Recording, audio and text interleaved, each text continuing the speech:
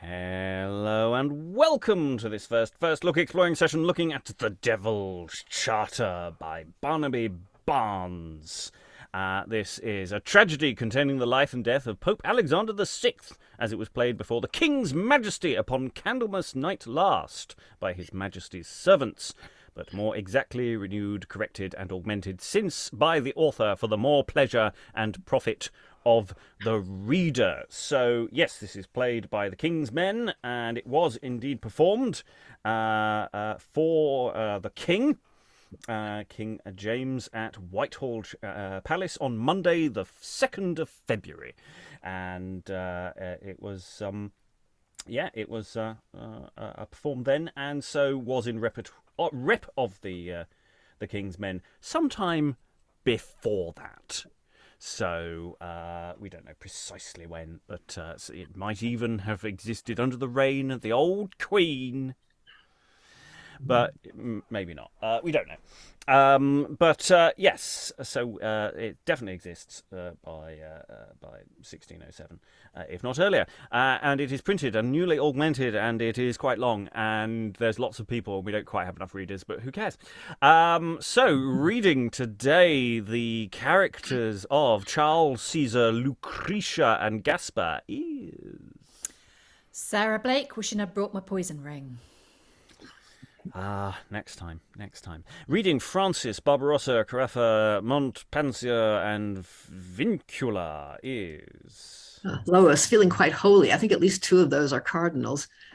Yeah, there is a certain amount of popage bouncing about here. Speaking of which, reading First Gentleman and Alexander is... Aliki Chapple, not very Catholic at all. Reading Lodowik, Gismond, and Piccolomini. Hi, I'm Eric. I seem to remember a podcast about Dungeons and Dragons that had, Dungeons and Dragons podcast that featured a demon called Barnabe, which is quite interesting. He was a reading demon. Reading Second Gentleman, Bernardo, Moticilla, and Ascanio is... Alan in Suffolk, vowing never to try one of Sarah's cocktails. And I'm your host, Robert Crighton. I will be reading stage directions. I will also be reading various other parts as we go along. I may be able to pass some of them on, but I may be reading Candy, Servingman, Ascanio, etc. In the meantime, I'm going to ask Aliki, could you read the prologue? I didn't tell you were going to read the prologue, but I'm going to ask you to read the prologue. Read the prologue, please. Unmute yourself first. That might help. Gracious spectators, do not here expect visions of pleasure, amorous discourse. Our subject is of blood and tragedy, murder, foul incest, and hypocrisy. Behold the strumpet of proud Babylon, her cup with fornication, foaming full of God's high wrath and vengeance for that evil which was imposed on her by the devil. Send from the crystal palace of true fame and bright star chamber of eternal souls, severed from angels' fellowship a while to dwell with mortal bodies here on earth, I, Francis Guicciardine, a Florentine, am by the powerful and commanding muse, which beareth domination in our souls, sent down to let you see the tragedy of Roderigo Borgia, lately Pope, called the 6th Alexander, with his son, proud Caesar, to present unto your eyes their faithless, fearless, and ambitious lives. And first, by what ungodly means and art he did attain the triple diadem, this vision offered to your eyes declares. He with a silver rod moveth the air 3 times. Enter at one door betwixt the 2 other cardinals, Roderigo in his purple habit, close in conference with them, one of which he guideth to a tent, where a table is furnished with divers bags of money, which that cardinal beareth away, and to another tent the other cardinal, where he delivereth him a great quantity of rich plate, embraces with joining hands. Exeunt cardinals. Rodrigo remains on stage, to whom from another place a monk with a magical book and Rod in private whispering with Roderick, whom the monk draweth to a chair on the midst of the stage, which he circleth, and before it another circle, into which, after semblance of reading, with exorcisms appear exhalations of lightning and sulphurous smoke, in midst whereof a devil in most ugly shape, from which Roderigo turneth his face, he being conjured down, after more thunder and fire, ascends another demon like a sergeant with a mace under his girdle. Roderigo disliketh. He descendeth. After more thunder and fearful fire, ascend in robes pontifical, with a triple crown on his head and cross keys in his hand, a devil him ensuing in black robes, like a promontory, a cornered cap on his head, a box of lancets in his girdle, a little piece of fine parchment in his hand, who being brought unto Alexander, he willingly receiveth him, to whom he delivereth the writing, which, seeming to read, presently the pronotary strippeth up Alexander's sleeve, and letteth his arm blood in a saucer. And having taken a piece from the pronotary, subscribeth to the parchment, delivereth it, the remainder of the blood. The other devil seemeth to sup up. And from him disrobed is put the rich cap, the turnicle, and triple crown set upon Alexander's head, the cross keys delivered into his hands, and withal a magic book. This done with thunder and lightning, the devil descend. Alexander advanceth himself and departeth. Thus, first with golden bribes he did corrupt the purple conclave, then by devilish art Satan, transfigured like a pronotary, to him makes offer of the triple crown, for certain years agreed betwixt them two. The life of action shall express the rest. We do need to rattle through this text relatively quickly, but I do think we need to unpack this opening previously on sequence, really. We have a dumb show. We have some wonderfully fruity language. Behold the strumpet of proud Babylon, her cup with fornication foaming full. I'd like to see that image, please. I am quite interested in some of these images. But yeah, we get a whole demonic agreement to become pope, and I believe that's how there is smoke associated with a pontifical thing. I didn't know it was demonic sulfur. I mean, nobody said. We jest, of course. Any thoughts on this particular dumb show and introductory gambit, Sarah, and then Eric? I have nothing but praise for the dumb show, but I am interested in this character of Francis because he seems to be I like, it's interesting that there's a prologue and then there's also him, because he seems to be serving the same function, and I'm wondering if he's going to sort of actually be a character in the play who has supernatural, powers of foresight, or whether he is just kind of like an extension of the prologue and he's going to be like some sort of chorus, or whether he's just going to disappear altogether. We don't kind of know who he is, and I find that intriguing. There's an interesting question here, because I'm now questioning whether the prologue and Francis's speech are separate, or whether that's just an error, because they did seem to flow into each other very nicely. Francis is a dead Florentine historian. So it's a bit like bringing on, we've had these sort of characters before, popping into plays and going, let me tell you a story. So he's like the ghost in Geronimo. Yeah, that kind of logic. Right. So I think he's going to pop up every act or so and just move the action along. Eric, then Lois.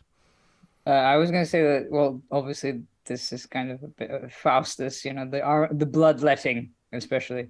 What struck me was also it's kind of like basically doing the job of the dialogue that we read, the unjust usurped primacy of the Bishop of Rome, whatever, where it's kind of like, yes, the devil has taken over, but not yet. We're working on it. I don't know. It's like a more dramatic version of that dialogue, except that dialogue was about a different pope, wasn't it? Yes, but you're right. It is doing a similar ground, though I think that dialogue does at least give them a slightly more human side, whereas this is very over the top. I particularly like that it's trying to outdo Faustus by going. It's not just enough to write the document and sign it in blood. You've got to have a demon supping on your arm as well. I mean, that's that. I like that. It's like it's just let's just take it another level up. Lois. Yeah, well, two things. One is, I mean, the prologue usually represents the acting company, and I think Guicciardini, who was a real person, is brought in to suggest that there is some sort of historical authenticity behind all this.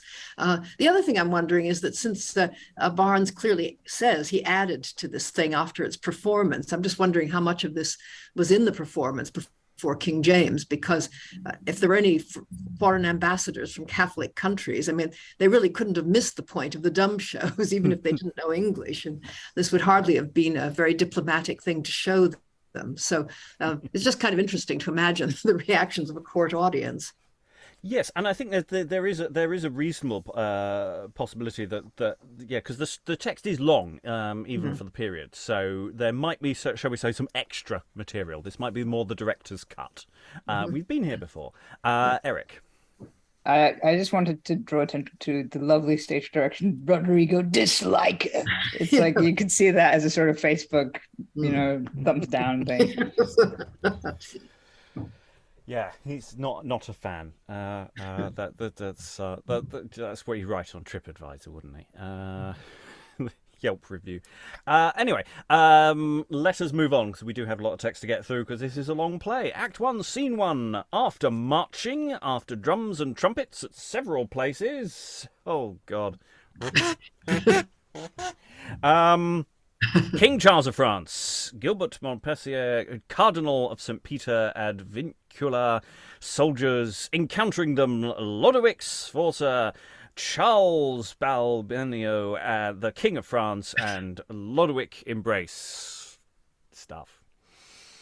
Renowned Lodowik, our warlike cousin, auspiciously encountered on the skirts of Piedmont, we greet you joyfully.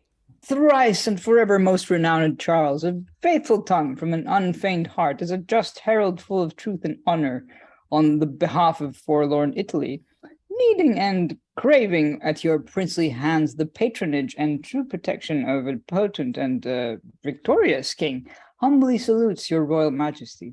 The ship of which sometime well-guided state is through tempestuous times malignity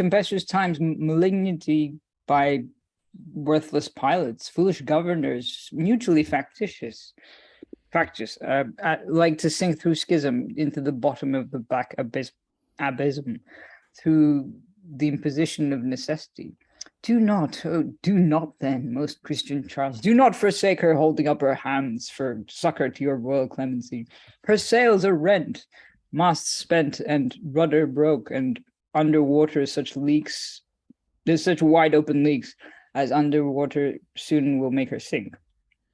Having been bilged upon so many shelves, so torn, so rotten, and so long unrigged, and playing with the waves to and again as the one not governed with help of helm, one then whom nature in his vows to God hath tied to tender her forlorn estate, with eyes foreseeing and compassionate, pretenders her to your high majesty, a Christian prince, so wise, so valiant, undoubted heir unto the crown of Naples, by lawful right of that great house of Anjou, of which your grace is well known, lawful heir, by the issues of that Charles I, that first of the royal blood, of the blood royal of the crown of France, obtained that kingdom many ages past. These reasons wherewith Lodowik Sforza moved. To pass these mountains, to move your majesty with martial force, to pass these mountains, to possess your own. March then, most Christian and renowned prince, advance thy lily standard, potent king. And since all scandals are removed and cleared, strike up your cheerful drums and march along in God's name with the good auspices of Saint Denis. I know you doubt not mine integrity. Can more gross error rest in policy than first to raise a turbulent sharp storm and unadvisedly to leave defense to doubtful chance and possibilities. To broach strong poison is too dangerous and not be certain of the present virtue which is contained in his antidote. Wildfire, permitted without limit, burns, even to consume them that first kindled it. I did advise you, I inducted you, and Lodowik, which brought you on honor, will bring you with triumph and renown. Embrace me, cousin Sforza. By the souls of my forefathers, I rejoice as much in thy dear friendship and wise industry as in the more part of my patrimony. Courage! Together let us share all one in life, in death, in purchase, or in none. Enter a messenger with letters to Charles. These news are fortunate for Daubeny. Advertiseth how the colonnases, although Alfonso did accord with them, declared have themselves for France and us, without dissembling or hypocrisy. Why, this was it. I did expect, great Charles. Our enemies and our friends have been long sown, and the ground well ploughed, the blade is full come up, and doubt not we shall have a joyful harvest. Cousin Montpansier, march with your regiments to Pontremoli. Expect us, or from us directions to meet our forces, when we come near Florence. There shall you find the Swiss, with their artillery, newly by sea brought unto Spatia. Come, cousin, march we cheerfully together. Fair is the way, fair fortune, and fair weather. Montpansier with some soldiers and ensigns before, King Charles with Lodowik and his soldiers after. Very briefly, what's going on? Aliki. Okay, very briefly. That Lodowik does love a metaphor. Very briefly, these guys are met to put, well, you can't call it Italy yet, to rights? Is that? That's my guess. Yeah, France is invading Italy. Yeah. But Lodowik at least thinks this is great. Yeah. Eric. And he talks about himself in the third person, which is kind of weird. But yeah. Not uncommon, to be fair. Robert thinks this is perfectly normal. Alan. Yeah, so when people talking about themselves in the third person is a trope we've come across on many occasions. Usually a sign they're a wrong un. Yes, that's an interesting. We should do an index on third-person characterization. That might be a thing. I don't know. Any other thoughts on this sort of introductory gambit? We've had big flourishes visually, sound. Then we have essentially some speechifying with a lot of extras, presumably. Eric. I was just struck by, he didn't even ask, how are you? He just went, oh, my wonderful cousin, and then launched into this whole speech about the ship and sort of, yes, we have to correct the situation here, kind of, but it, like, over however many lines that was. I do not know what you would do with that on stage. To sort of, it's such a weird speech because instead of going, hi, hello, how are you? They just kind of go, hi, speech. Well, it's an interesting one-upmanship, isn't it? Because Charles says, renowned Lodowik, and the other one goes, thrice and forever most renowned Charles. And it's like, 3 times plus in response. Sarah. Yeah, I don't know if it's meant to be funny. I don't know yet. I don't know what the tone of the play is, but you could certainly play that for laughs because Charles is like, oh, welcome, we greet you. And it's like he puts out his hands to welcome him.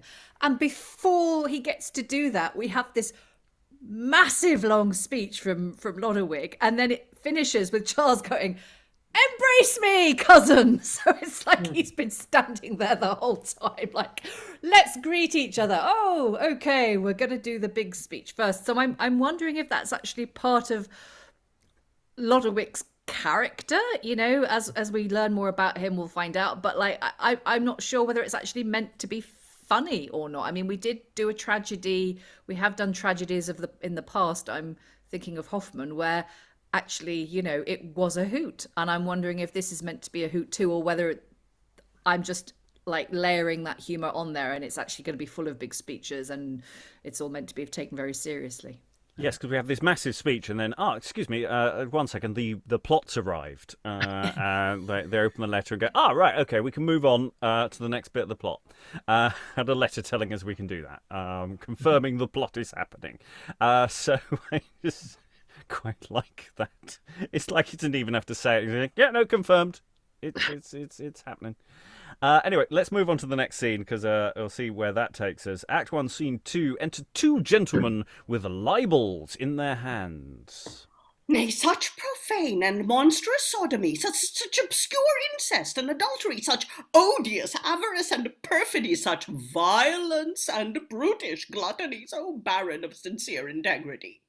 In whom there is no shame nor verity, faith nor religion, but mere cruelty, immoderate ambition, guileful treachery, such profanation and apostasy, and in all falsehood such dexterity, as heavens detest, and men on earth distaster. such impious sacrilege, such adulation, Of all good men, such detestation. such magic skill, such devilish incantation, Apparent figures of damned reprobation. as in all thoughts is thought abomination. Time will outstrip us, for the morning star pretends the mounting of fair Phoebus' car. Haste we, for danger drawn on by delay, admits no time to tarry till clear day. Fix on your papers, these for Alexander and his ambitious Caesar. Set on yours. As he fixeth on his papers. Hail, reverend Pasquil, idol of verity, accept these sacrifices which we bring. These be sin offerings figuring foul vice, O glorious guider of the golden spheres, and thou that from thy precious lyric strings make gods and men in heaven and earth to dance, with sacred touch of sweetest harmony, pity these times, by whose malignity we lose our grace, and thou thy dignity. High muse which whilom virtues patronized, in whose eternal toils of memory the famous acts of princes were comprised by force of ever-living history, what shall we do to call thee back again, true chronicler of all immortal glory, when here, with mortal men, naught is devised, but how all stories with foul vice to stain? Oh, that, alas, thy gracious oratory, which with mere truth and virtue sympathized, is silent. And we poets, now with pain, which in Castalian fountains dipped our quills, are forced of men's impiety to plain. And well thou wotest, wrought against our wills, in rugged verse vile matters to contain. And herein lurks the worst of mortal ills, that Rome, which should be virtue's paradise, bare of all good, is wilderness of vice. How luculent and more conspicuous even than the sun, in clearest majesty, is vehement and more than hellish thirst, soaring to perch upon the spire of honour, displays his bastard wings, and in that nest where princely falcons or Jove's kingly birds should hatch their young ones, plants his ravenous harpies, his graceless, impious and disastrous sons, even in the sovereign chair of domination. But chiefly one, that devilish cardinal, proud Caesar, farced with fierce impiety, his oracle and instrument of shame in all nefarious plots and practices, is now become as wicked as himself. But haste we now, lest any should suspect us. Much conference with Pasquil may detect us. And they exit.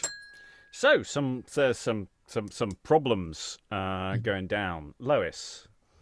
Just thought I'd say, I mean, if you don't know about Pascal, there was a statue, I think, that people would put libels and attacks and so on at the foot of that statue, and that's what these guys are doing. Yes, because it's this sort of ritual aspect of what was going on. And you're sort of just going, hang on, which millennium are we in? It's very weird. Aliki. Yeah, I did have a moment of going, wait a minute, this isn't very Christian anymore. But I really enjoyed that opening bit with the call and response elements of the two. That was just so much fun.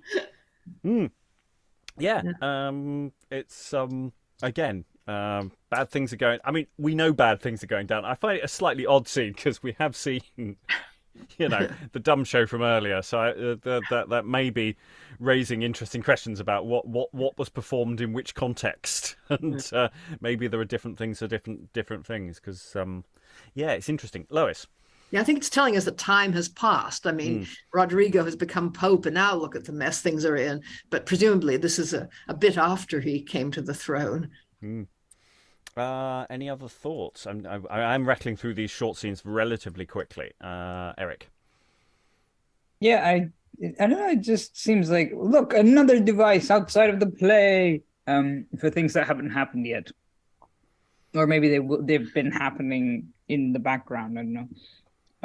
Also, I think we were discussing it like right before we started recording how Caesar is actually Cesare, but in Italian. But obviously, aside from the scansion to work, it could also be just sort of drawing parallels with the historic Caesar as well, like in other, as in Caesar, the dead emperor, murdered.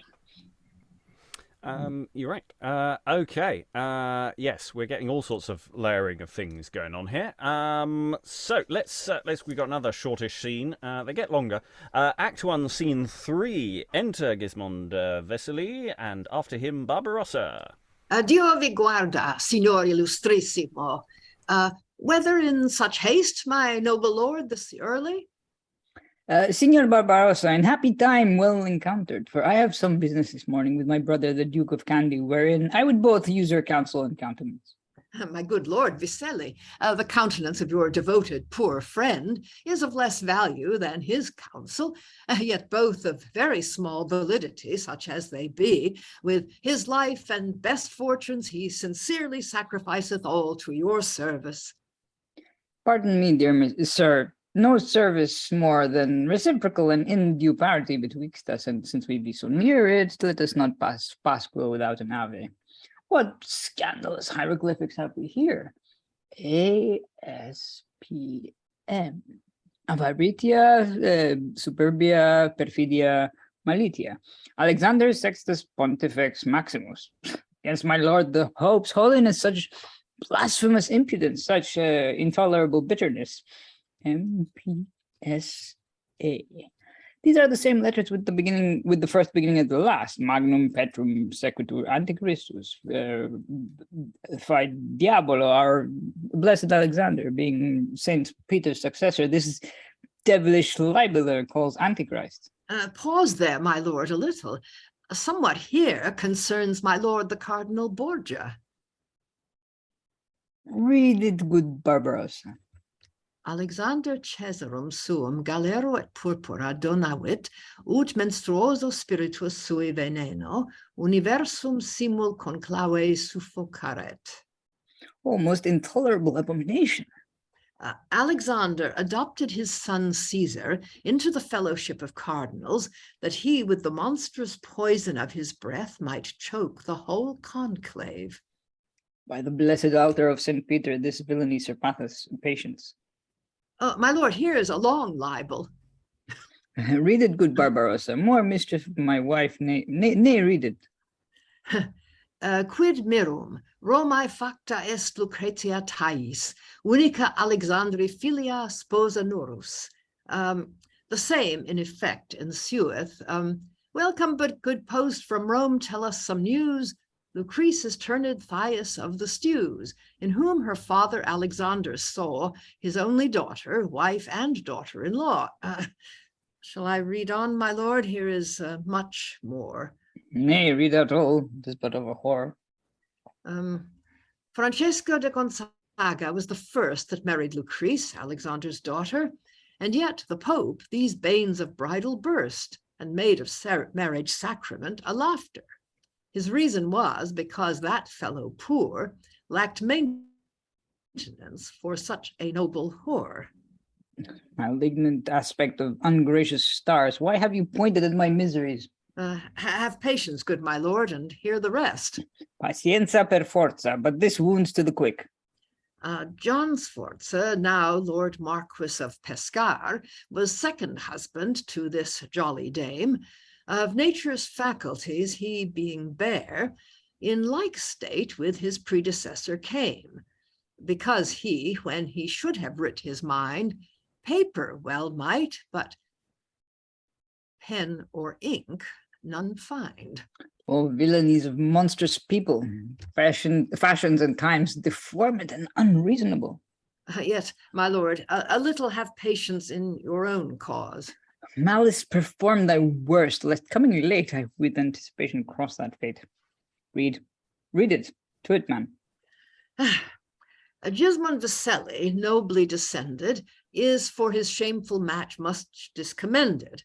For never was the shameless Fulvia, nor Lais, noted for so many wooers, nor that unchaste profuse Sempronia, a common dealer with so many doers, so proud, so faithless, and so void of shame, as is new Brodel bride Lucretia.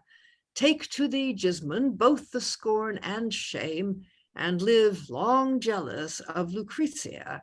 With pushing horns keep out all comers in, for now thy mortal miseries begin. Mortal miseries. We are all mortal. For fortune, I scorn thy malice and thy meed. Keep them up safe, that I may show them to his holiness.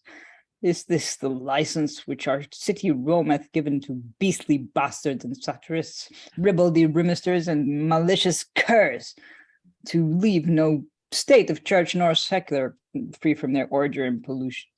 Good Barbarossa, bear me company. Exile and punishment for such base poets and stripes with wiry scourges were too little, which breathing here in Rome and taking grace from the fair sunshine of this hemisphere contaminate that air with their vile breath, umbrating this light by which they live. If these were truth, this time's impiety may soon sink down under the deity. And they exit. So as we find that this scene actually effectively follows on from the previous scene, they've put the libels up, and now the libellees, or associated with the libellees, have a little read of those things. So we're sort of building a world. Building a world is sort of what's going on. After an awful lot of stuff in that dumb show at the very beginning, it's sort of now it's taking a little bit more time to introduce characters, introducing characters with essentially the first and second gentlemen who sort of come in to just set the mood. It's part of me wondering, they're just going on, if this play's been added to, you almost kind of wonder whether actually play starts with first and second gentlemen, actually, that, they're the ones who are there to sort of set the world in motion, and you worry about the other stuff might come in later. I don't know precisely how the Charles of Lodowik stuff is going to build up, but it's I don't know, I'm finding it sort of from going in at a fair old lick, it's like we've pulled back and it's slowed down. I don't know. Aliki, and then Eric. I know there were extras, but two-hander is interesting. Yeah, because we're going to have a lot more people on stage soon. It is an odd structure. Eric. I was thinking it's interesting that nothing has actually happened yet. We've been told it's, as in action, we've been told it's happened. Like, we've been told he's been cheated on, or like sort of, I guess the only scene that featured action was like, Charles and Lodowik marching on and sort of greeting each other. But that's not really, a lot of exposition, I guess, and sort of going, look, this is what's happening in the background. We're here to tell each other what's happening. Any other thoughts? You're right. In a sense, apart from demonic action in the very opening dumb show, not a lot has happened yet. There's an awful lot of setting up things. People are sauntering off to do something, and then people are libeling each other about stuff that's happened in the past. How true those libels are, we shall see. Okay, let's go into Act 1, Scene 4. Much longer scene. I'm going to ask Eric, could you read Candy, please, for this scene? Act 1, Scene 4. Alexander in his study with books, coffers, his triple crown upon a cushion before him. With what expense of money, plate, and jewels this mitre is attained, my coffers witness. But Astaroth, my covenant with thee, made for this soul, more precious than all treasure, afflicts my conscience. Oh, but Alexander, thy conscience is no conscience. If a conscience, it is leprous and polluted conscience. What? A coward for thy conscience? The devil is witness with me when I sealed it and cauterized this conscience, now scarred up, to banish out faith, hope, and charity, using the name of Christian as a stale for arcane plots and intricate designs that all my misty machinations and counsels held with black Dartarian fiends were for the glorious sunshine of my sons, that they might mount an equal parallel with golden majesty, like Saturn's son, to dart down fire and thunder on their foes. That was it which I so much desired, to see my sons, through all the world, admired in sprite of grace, conscience, and Acheron. In spite of grace, conscience, and Acheron, I will rejoice and triumph in my charter. And here he readeth, Sedibus Romae Papa, summa in felicitate tui et filiorum anno, I can't do that in Latin, 11 at 7, dies 8, post moriere, proviso quod nuncom te signes tremendae crucis signo Astaroth. The devil provided in his covenant that I should not cross myself at any time. Never was so ceremonious. Well, this rich mitre, though it cost me dear, shall make me live in pomp whilst I live here. Hola, Bernardo! He tinketh a bell. Call hither my two sons, the Duke of Candy and the Cardinal of Valence. Happy those sons whom fathers love so well that for their sakes they dare adventure hell. Enter the Duke of Candy and Caesar Borgia, striving for priority. Come, my dear sons, the comfort of my life. Yours is this earthly glory which I hold. Cannot the spacious bounds of Italy, divided equally, contain you both? From France and Switzerland I will begin with Naples and those towns in Piedmont, and all the signories in Lombardy from Porto di Volane to Savona, and Genis on the other side of Italy upon the Mediterranean towards Greece, allotted Candy for his patrimony. And in Romania from Pontremoli and Prato, Romania, then Prato to fair Florence, and from thence in Tuscany within the river Nar and fruitful Arno, those sweet provinces, even to Montalto, Naples, Policastro, and Petrosilia, and Calabria, the furthest home of Italy. For Caesar, gain double strength with your united loves. Love one another, boys. You shall be kings. Fortune hath been auspicious at my birth, and will continue gracious to mine end. Castor and Pollux would not live in heaven unless they might be stellified together. You, for a little turf of earth, contend. When they together shine, a welkin clears, and gentle gales bear forth the winged sails. But when they shine apart, they threaten storms and hideous tempests to the mariners. Castor would not be called, but Pollux Castor, and Castor Castor's Pollux. So, my Candy, be Caesar's Candy, Caesar Candy's Caesar, with perfect love Dear boys, love one another, so blessed shall be strengthened by his brother.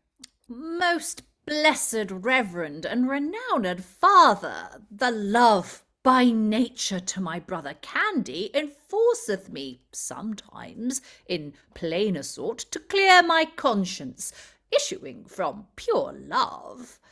It is mere love which moves these passions when I do counsel or advise your good. I know, dear brother, when your counsel tends unto my good, it issueth from pure love. As when I tax your princely conscience like an unpitied penitentiary. Brother, with reverence of his holiness, your heart is too much spiced with honesty.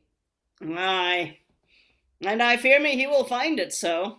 Your brother Caesar tells you very true, you must not be so ceremonious of oaths and honesty.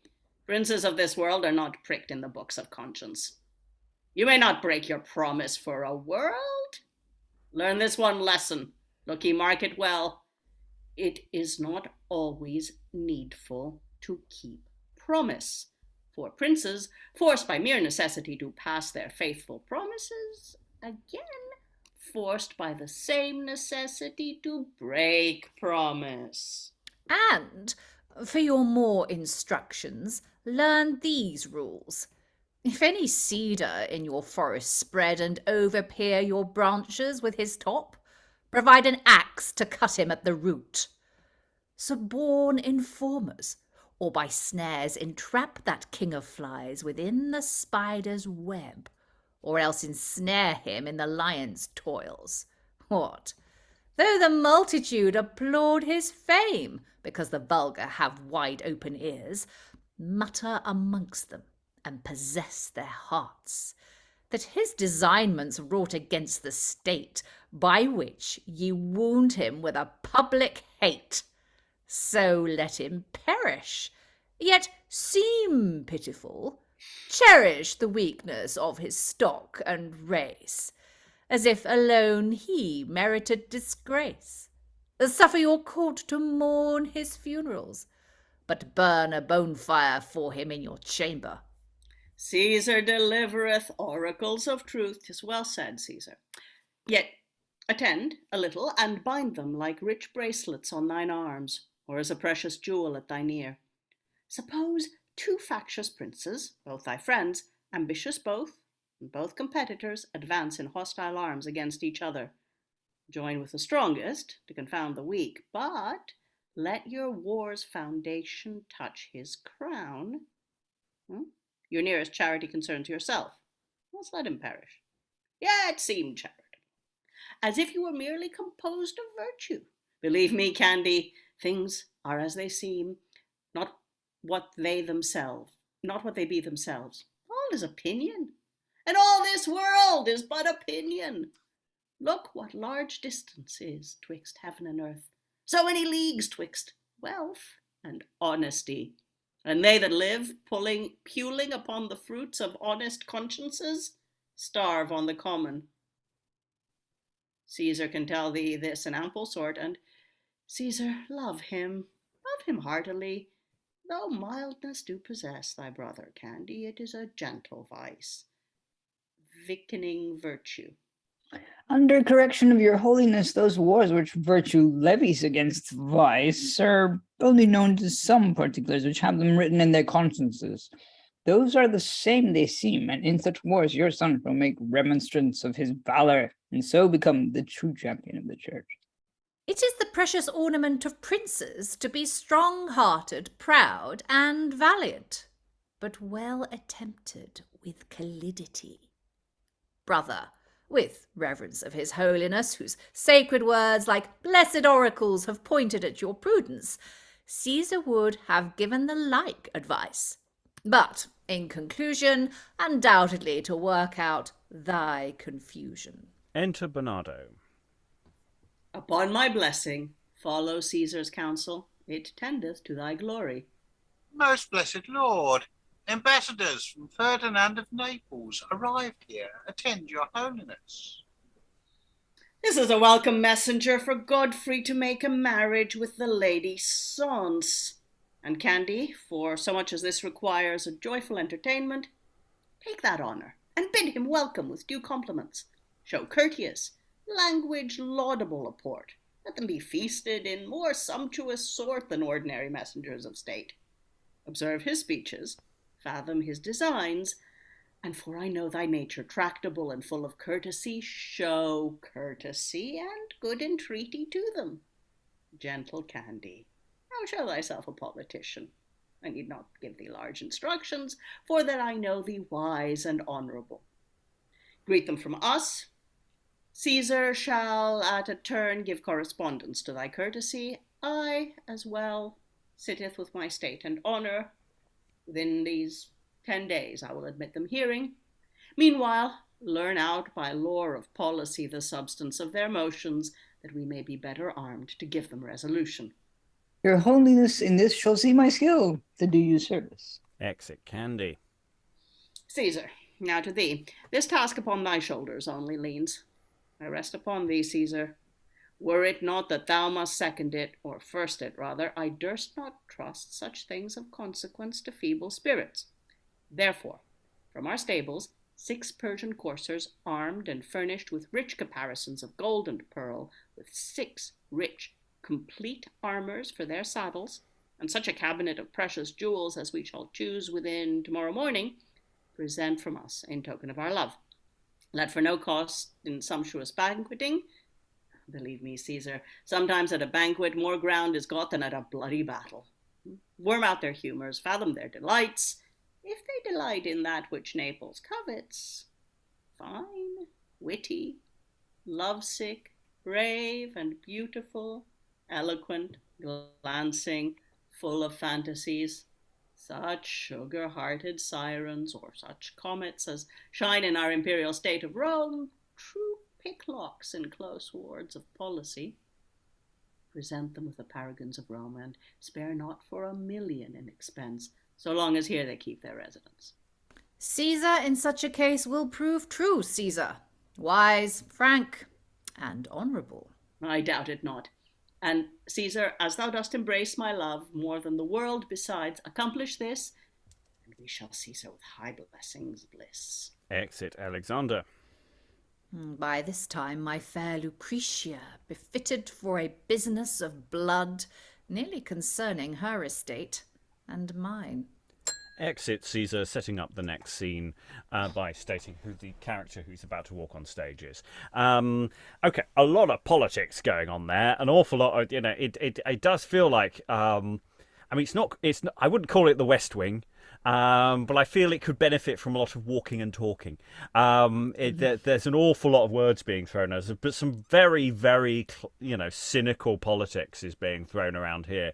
Some of which speaks very much to our time. Believe me, Candy, things are as they seem, not what they be themselves. All is opinion, and all this world is but opinion. And boy, don't we live in opinion politics world now. Truth does not matter. All that matters is you have an opinion. Anyway, and that was Party Political Broadcast on behalf of nobody. Alan. Yeah, I mean, it did strike me as a bit of, it could almost be retitled as Machiavelli for Dummies.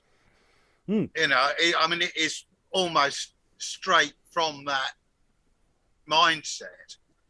And I think Machiavelli was quite popularly read at the time among the political classes. He was certainly about. Lois might be able to speak more as to how he was a figure who was known. How read he was, I don't actually know. Lois, you're muted at present. Thoughts on that? Yeah, the first translation of Machiavelli was printed in 1640 or 49 even, maybe. It was very late. However, there's evidence that translations were circulating in manuscript. I mean, it was regarded as, extremely dangerous stuff. And so people, I don't think anybody felt like publishing the thing, but they certainly knew about it. I mean, he's referred to all the time, like in the Prologue to the Jew of Malta.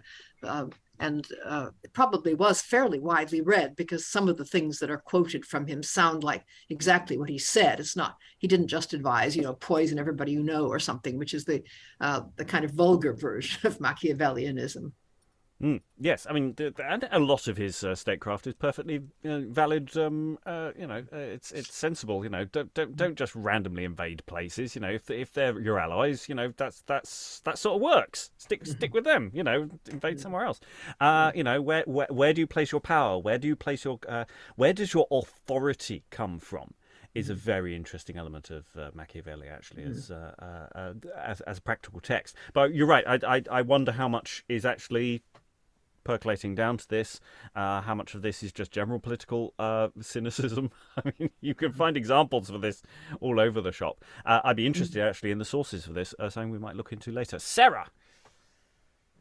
I don't know, but again, I'm guessing Lois will know. Was the Prince originally? Well, I guess it was probably originally written in Italian, but was there a Latin copy? Because it occurs to me that, like, if it was in Latin, or if it had been printed in Latin in Italy, then, I mean, anybody who could get their hands on a copy, if they were of a certain status in Britain, could read it, and presumably it was only kind of meant to be read by those people anyway. So, I mean, would it have been sort of disseminated that way a little bit? Well, it's interesting. I mean, I hadn't actually seen much about the possibility of Latin translations. What people usually say is that it was known largely through something called the Contre Machiavel, which was published by a French Protestant after the massacre of St. Bartholomew's Day, in which he argues that the Queen of France, who of course was Italian and from Florence, had been working on the assumption that Machiavellianism was the way to go. And so he attacks Machiavelli, and I think he may even quote a bit. So people knew very widely. I mean, that was actually quite widely read. And that's one reason why Machiavelli just becomes like Old Nick, the devil. I mean, it comes from Niccolo Machiavelli. But I think probably it's probably true what Machiavelli himself says in the prologue to the Jew of Malta, though people speak against my books, yet they will read them, and so I think that could be as much of a source. I get the impression that Barnes knows Italian anyway, and both Machiavelli and Guicciardini wrote histories of Florence. Yes, and so the Francesco is a primary source for this, apparently, according to Wiggins, and also apparently Barnes owned Machiavel's discourses. He actually owned an edition, so I don't know where the source for that piece of information is, but he's usually fairly. If he's firm on something, it's usually very firm. So we need to move on, however, into Act 1, Scene 5. Having already spoken of, enter Lucretia alone in her nightgown, untied, bringing in a chair which she planteth upon the stage. Lucretia, cast off all servile fear. Revenge thyself upon thy jealous husband that hath betrayed thine honour, wronged thy bed. Fear not. With resolution act his death. Let none of Borgia's race in policies exceed the Lucretia. Now prove Caesar's sister, so deep in bloody stratagems as he. All sins have found examples in all times. If womanly thou melt, then call to mind impatient Medea's wrathful fury, and raging Clytemnestra's hideous fact, Progne's strange murder of her only son, and Danaus's daughters, all but one, that in one night their husbands sleeping slew. My cause as just as theirs, my heart as resolute, my hands as ready. Gismond, I come. Hold on with fury to revenge these wrongs, and love imprisoned with thy jealousy. I have devised such a curious snare as jealous Vulcan never yet devise, to grasp his arms. unable to resist death's instruments enclosed in these hands. She kneeleth down. You grisly daughters of grim Erebus, which spit out vengeance from your viperous heirs, infuse a threefold vigour in these arms, immarble more my strong, indurate heart, to consummate the plot of my revenge. And she riseth and walketh passionately.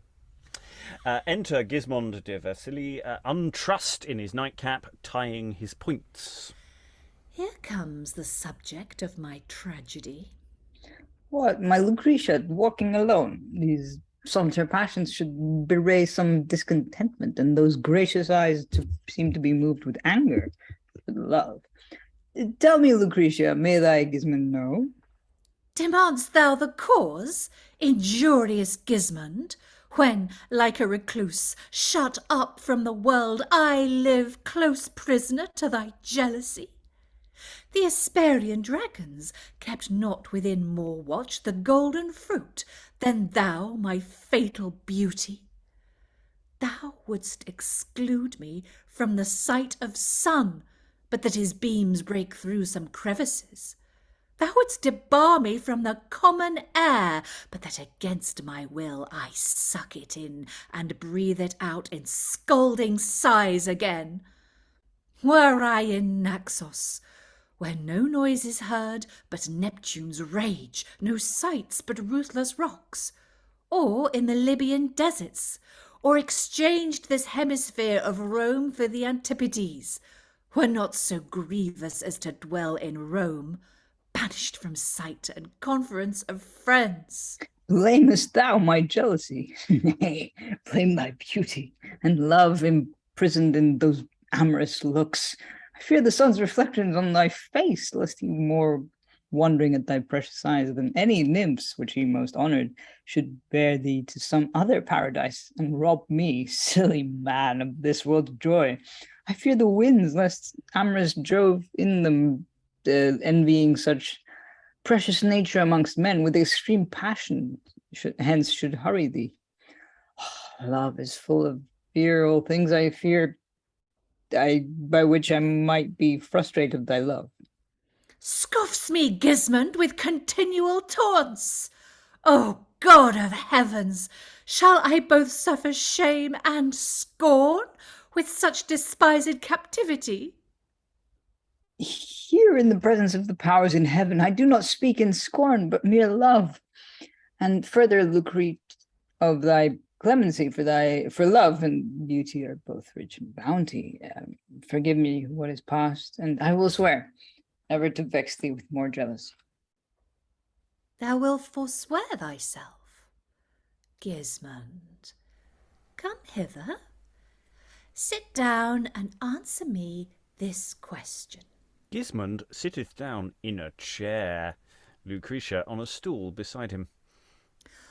When I bestowed on thee this diamond, a jewel once held precious as my life, and with it cast away myself on thee, didst thou not promise to maintain mine honour, neither in word nor deed to give suspect of thy dislike? And hast thou not since then, in presence of my nearest noble friends, rebuked me like a Laius for my lightness? And as a miser locks his money up, so me restrained from speech and sight of them? When first thou didst bestow this diamond, it had a precious lustre in mine eye, and was possessed of virtue when I vowed to maintain that, which was impossible. But since that time this stone hath had a flaw, broken within the ring, his foil grown dim, the virtue vanished, and the lustre lost. She graspeth him in his chair. I can no longer brook these base rebukes, these taunting riddles and close libellings. Strangled! She stoppeth his mouth, pulleth out his dagger, and offereth to gag him. Peace, wretched villain! Then receive this quickly, or by the living powers of heaven I'll kill thee. She gaggeth him, and taketh a paper out of her bosom. Take pen and ink. 'Tis not to make thy will, for if then wilt subscribe, I will not kill. 'Tis but to clear those scandals of my shame, with which thy jealousy did me defame. Gismond subscribeth. So now that part is played, what follows now? Thou ribald, cuckold, rascal, libeller, pernicious lecher, void of all performance, pejorious coxcomb, fool. Now, for those wrongs which no great spirit could well tolerate, come I with mortal vengeance on thy soul. She stabbeth. Take this! For slandering of his holiness my blessed father and my brother Caesar with incest. Take this for my brother Candy, and this for noble Sforza whom thou wrongest. And since the time is short, I will be short. For locking up of me, calling me a whore, setting espials tending at my tail, take this and this and this to make amends. 3 stabs together. And put thee from thy pains. She unbindeth him, layeth him on the ground, putteth the dagger in his hand, a paper on his knee, and taking certain papers out of his pocket, putteth in all others in their stead, and conveyeth away the chair. Now will my father Alexander say that I did take the best and safest way. And Caesar will approve it with his heart, that Lucrece hath performed a cunning part.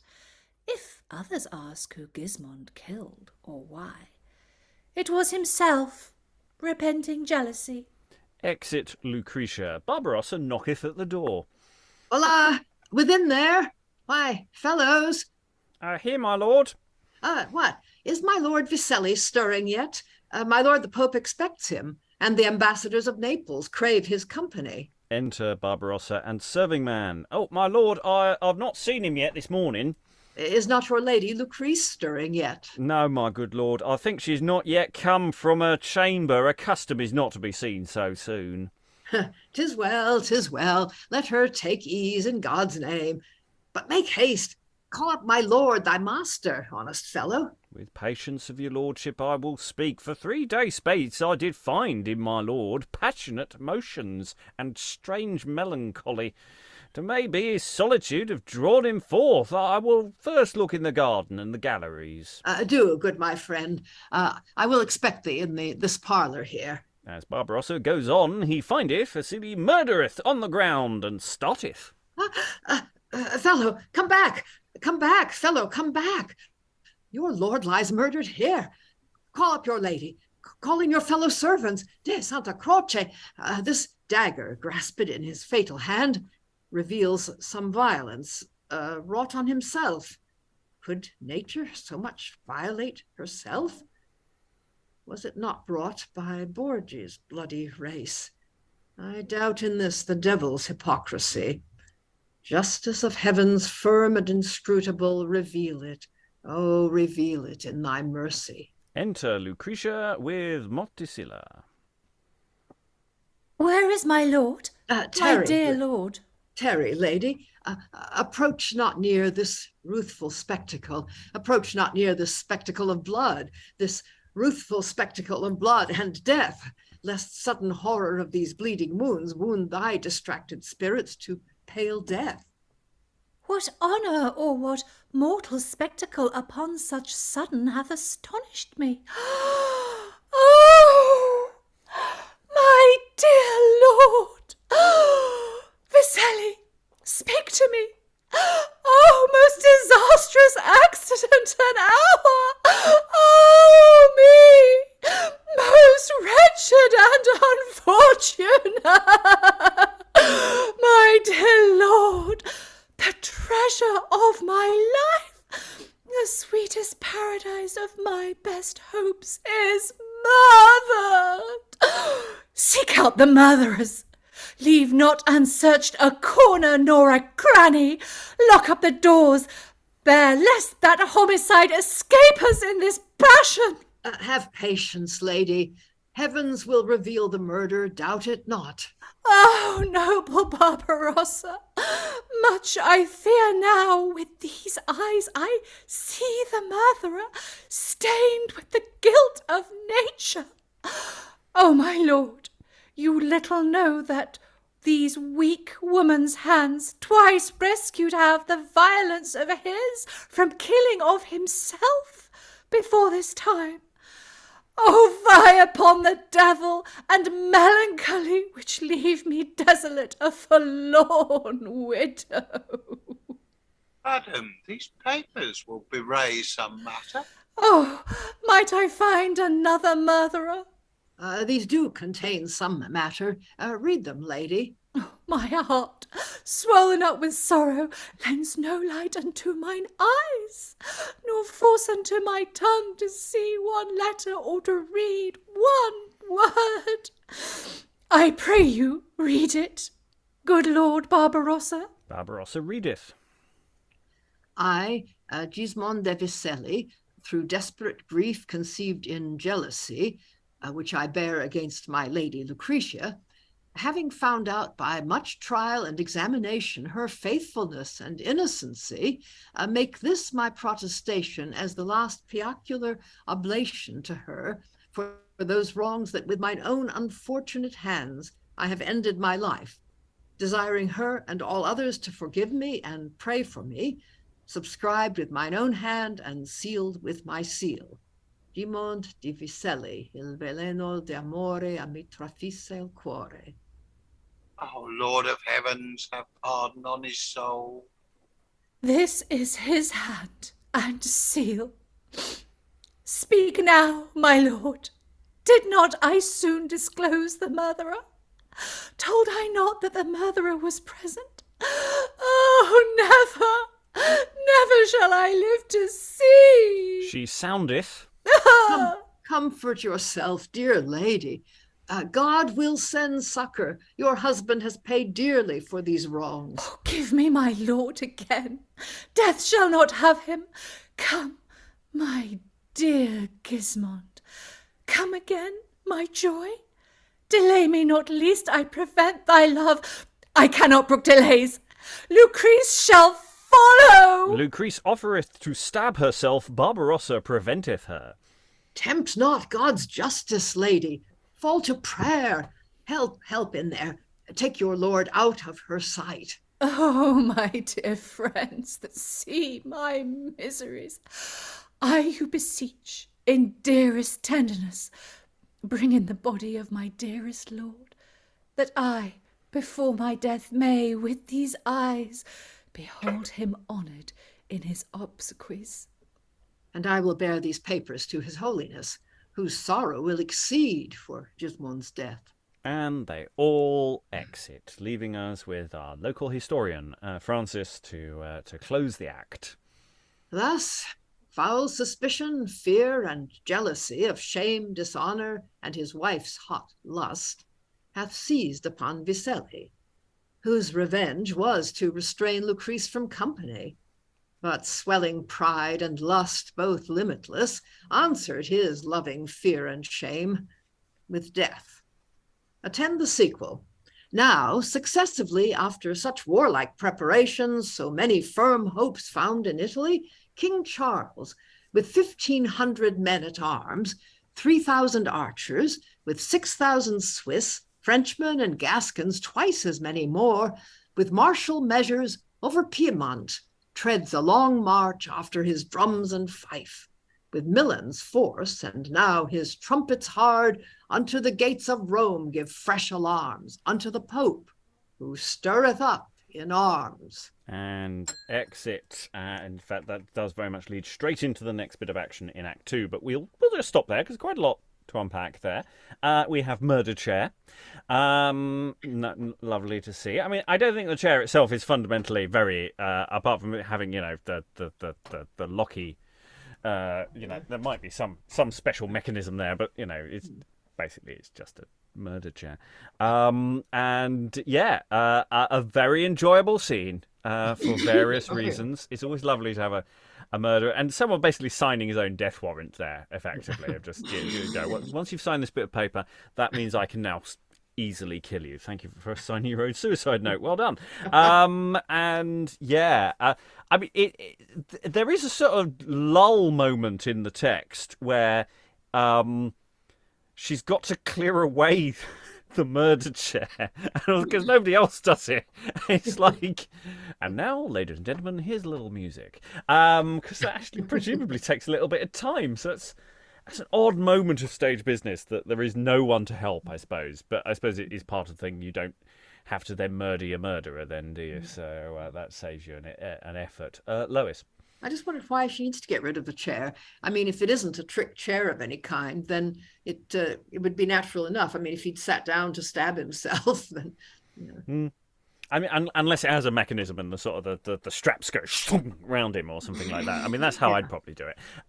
Because this thing is so melodramatic. It's really fun. Sarah, you had fun. Oh, I had so much fun. That was just great. I loved that so much. Thinking about this chair, I envisage it as like a sort of wooden, one of those sort of Italian doge type chairs with arms, and I can imagine that it has decorative gold clasps on the arms that are like sort of eagle claws.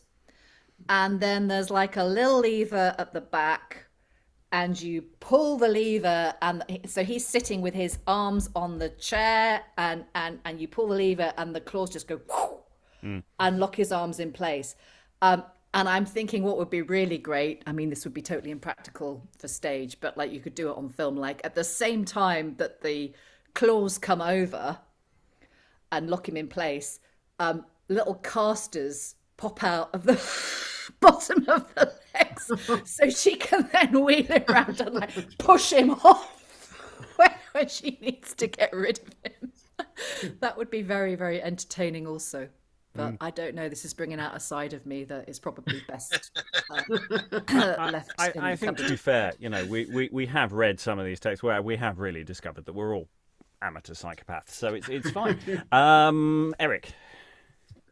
Amateur psychopaths indeed. I was going to say that it just made me think of the whole throne thing that they had in Hoffman, where we had like sort of because there was like obviously they had the Iron Crown that burned them alive, but then there was also a throne that he sat on, I think, or was that just like sort of, I don't know.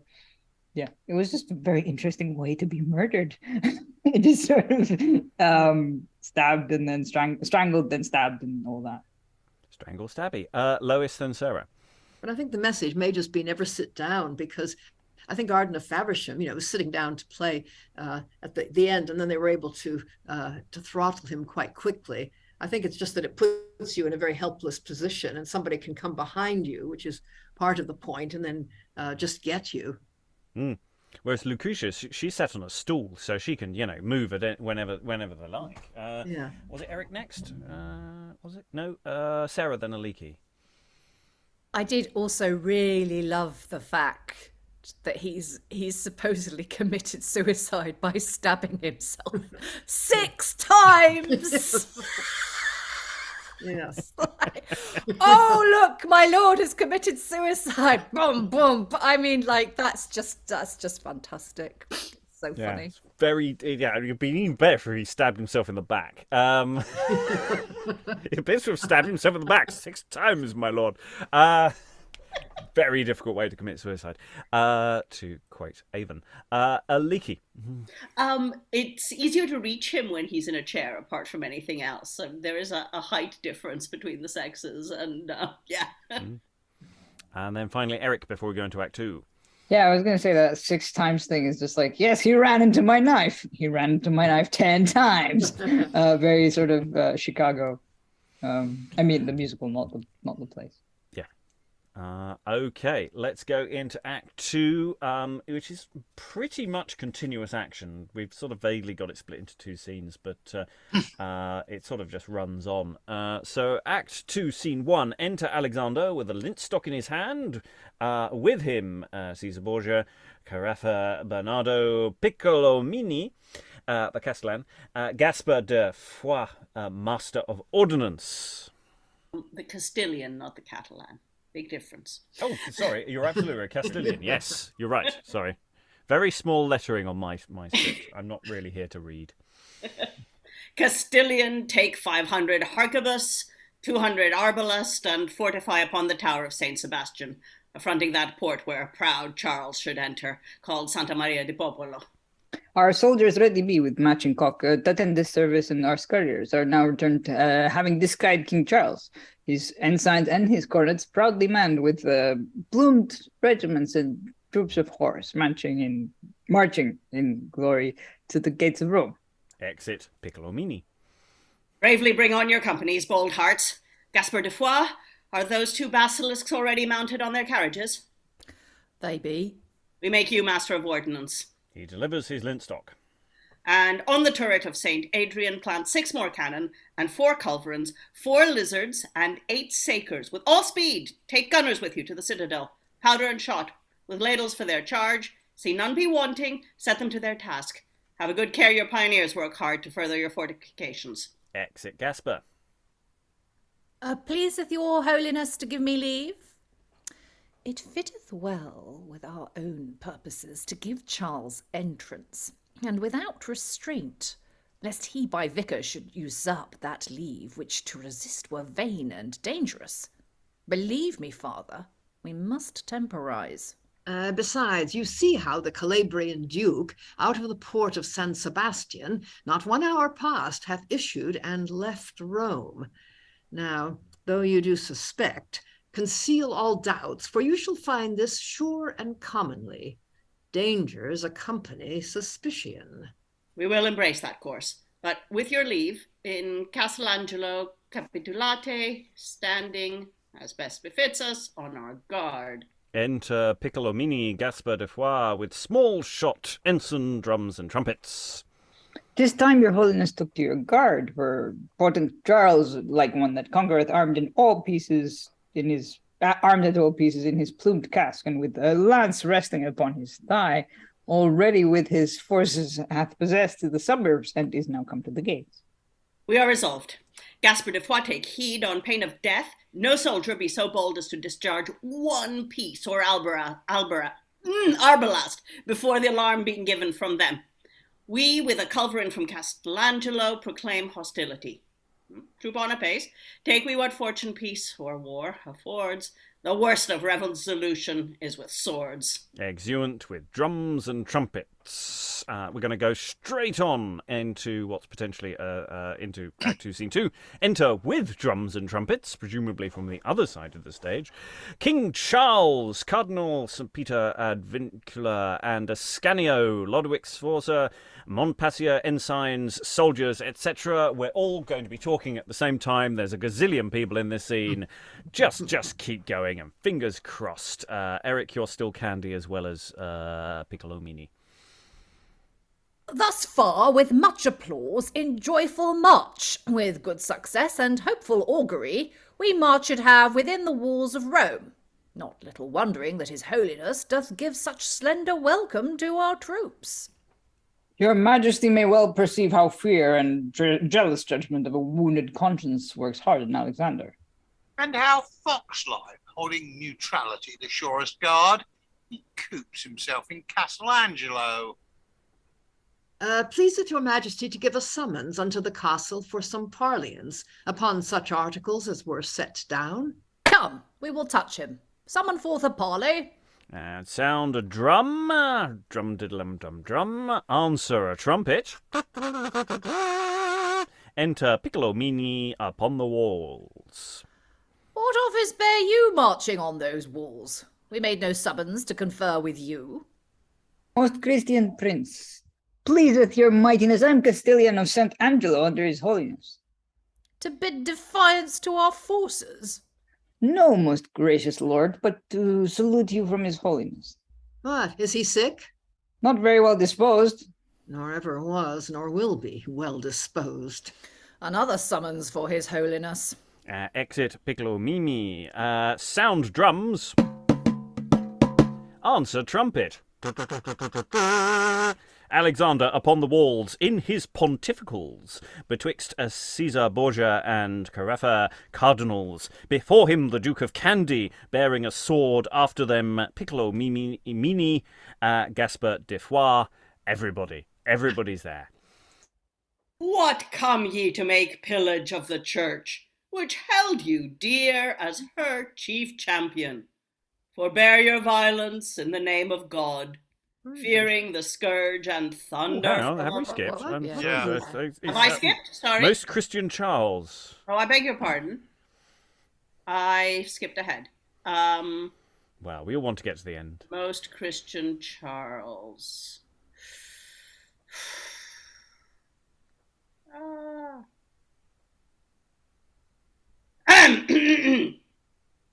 Most Christian Charles, here I salute your grace, bidding you peaceably welcome to Rome, if you bring peace along with you to Rome.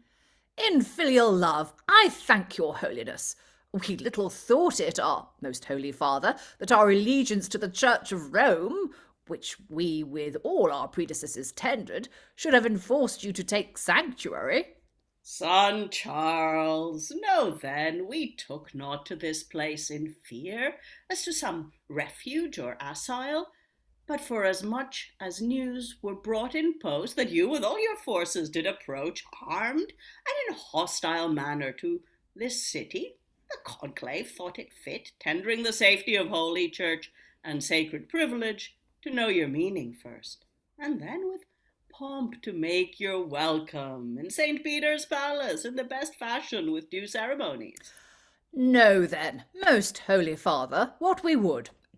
Having in tedious marched from France thus far, passed with our forces, God still guiding us, as we be deeply bound by laws of nature and reason to work surely for our right, we left no busy doubts nor obstacles which might prevent us in our just emprise.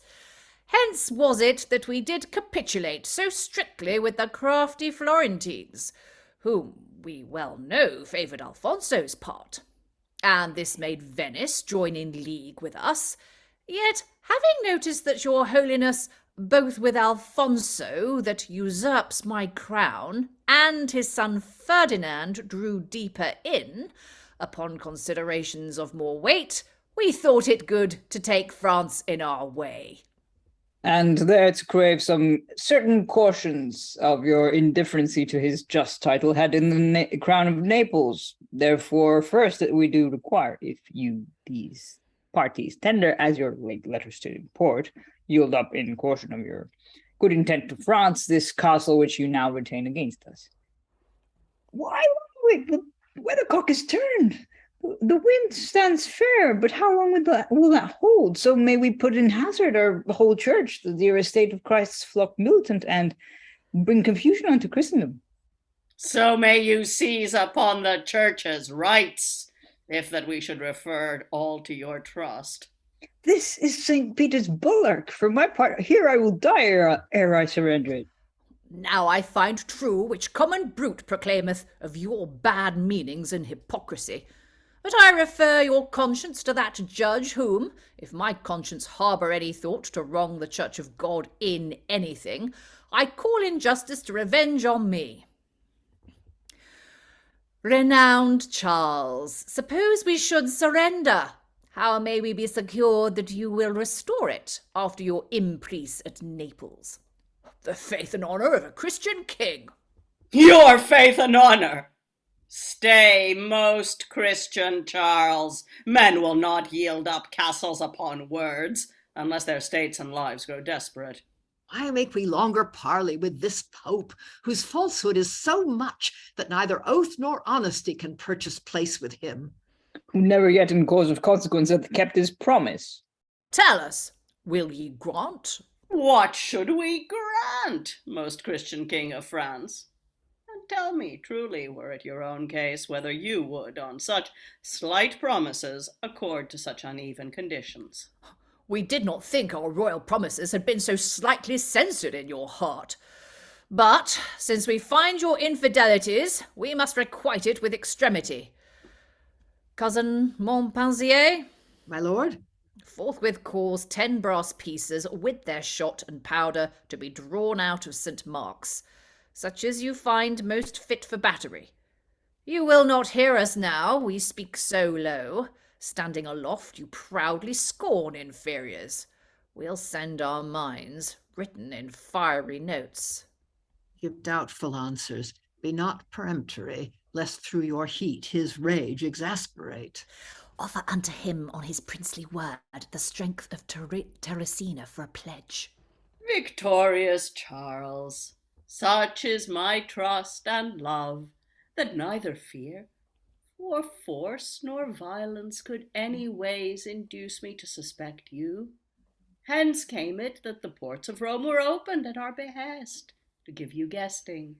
Accept us, therefore, with our promises, which we shall under hand and seal confirm, not in any way to cross your action. If you will yield up Castle Angelo, resolve us presently without delays. Because it is St. Peter's citadel, the conclave is in doubt to make surrender. You will not lead then. Yield then. We cannot, nor will we. Sorry. We cannot, nor will we not yield it up.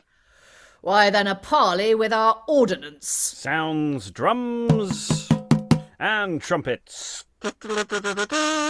Alexander, with his company of the walls, ordnance going off. After a little skirmish within, he summons from the castle with a trumpet. Answer below. We'll just pause there before we complete this very martial scene, as we go into what we might call scene 3. Yes, so most of this stuff was sort of set up ages ago in that sort of very isolated scene at the beginning of the play.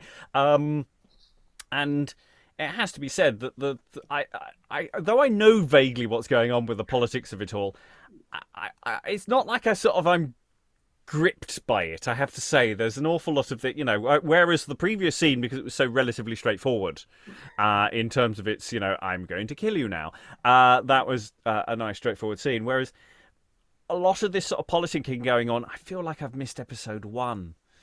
I do feel like I've just sort of slipped into a series that I haven't been following, and I'm going, why are they doing all the things? Even though I know what the situation is, it's slipping out of my grasp, which isn't helped by the fact that we are playing sometimes the two people on opposite sides of the wall. So for everyone watching this video, you've no idea what's going on because Sarah's slipping between Charles and Caesar.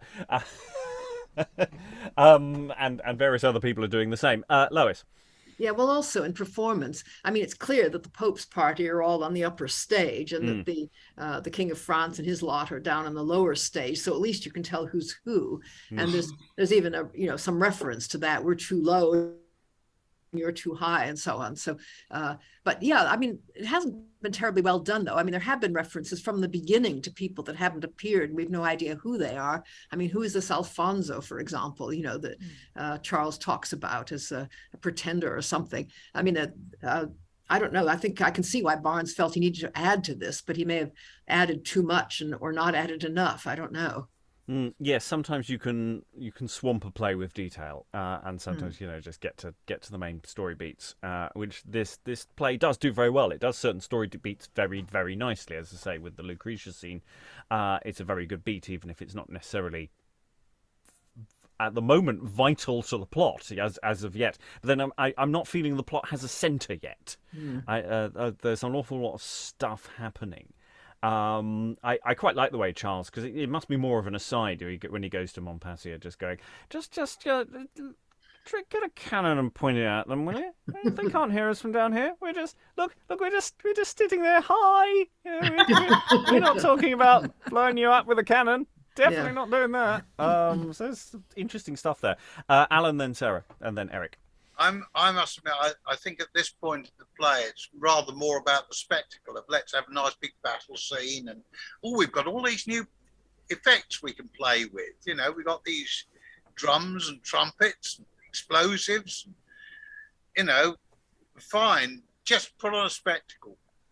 But then we have scenes which aren't very spectacular. I mean, it is interesting how it sort of flicks between the two.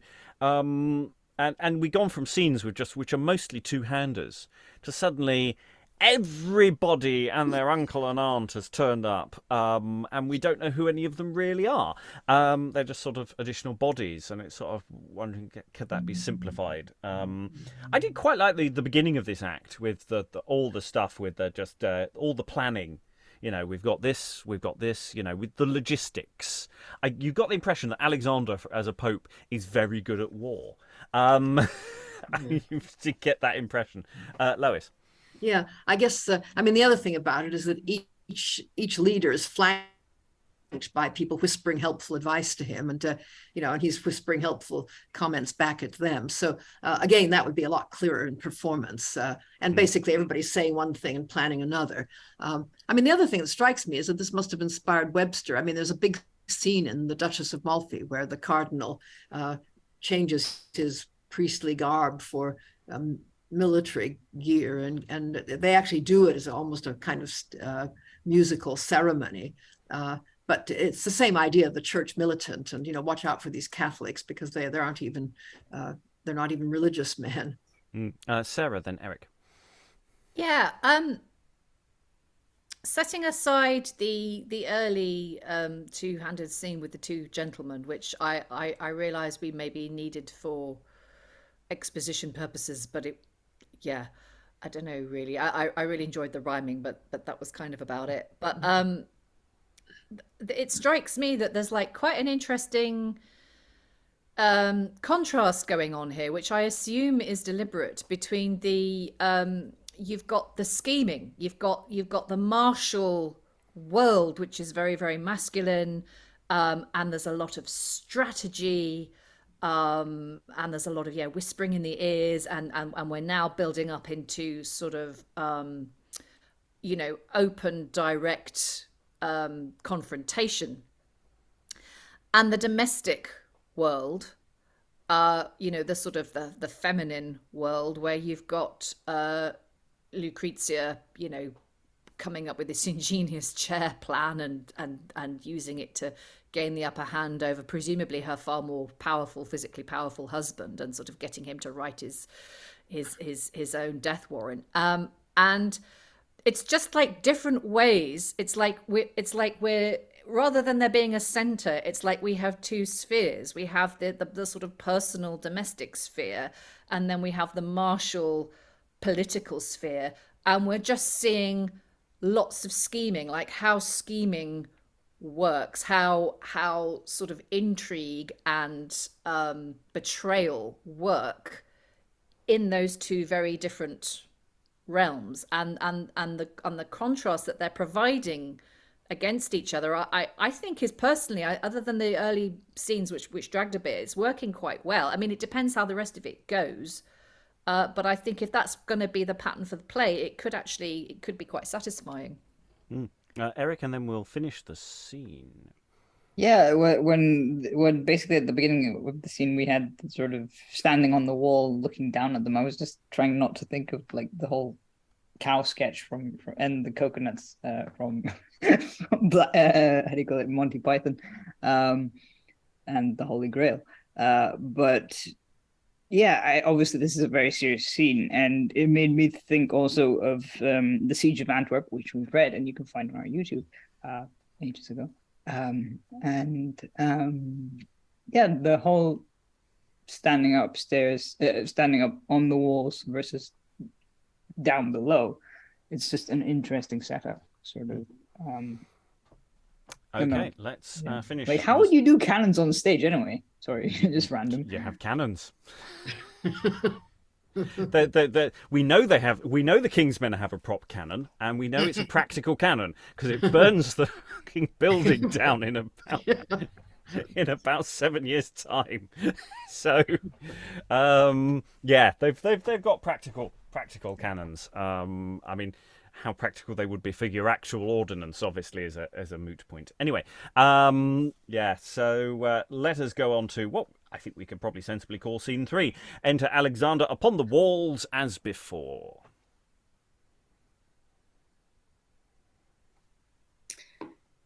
As I was saying, what come ye to make pillage of the church which held you dear as her chief champion? Forbear your violence in the name of God, fearing the scourge and thunder from above. Our offers are both just and reasonable. Pieces which are of more validity we mean to tender to your majesty. What are those pieces you would tender us? To render presently the citadels of Terracina, Civitavecchia, and Spoleto. And we receive them very thankfully. Our voices of the conclave pass that Charles shall be possessed of Castellangelo. And if your meaning with your words accord, we dare engage our souls for resurrender. Souls.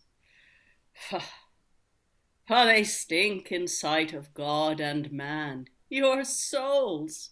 Why, they be sold to Lucifer. Your consciences are of so large a last that you would sell St. Peter's patrimony, as Esau did his heritage, for broth. Thou most profane and impious Moabite, so full of vices and abominable, no pope, but Lucifer in Peter's chair. Renowned Charles, pull down this Antichrist. Advance some worthy father in his place. Your fame shall live with all posterities, who from a wicked bishop's tyranny enfranchised the Church of God misguided, even as in this world's worthy memories the names of Pepin and King Charlemagne, your predecessors, were eternized for helping good popes, saints of holy life, out of ungodly persecutions.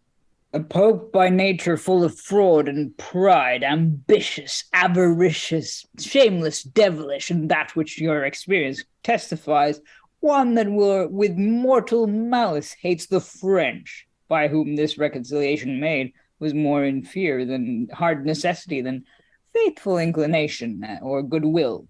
Iscariot! Reprobate apostata! I charge thee to desist, and make submission with penance to the whole Mother Church of Rome on pain of everlasting reprobation. Blasphemous exorcist! Here are no devils which thou canst conjure with thy devilish spirit.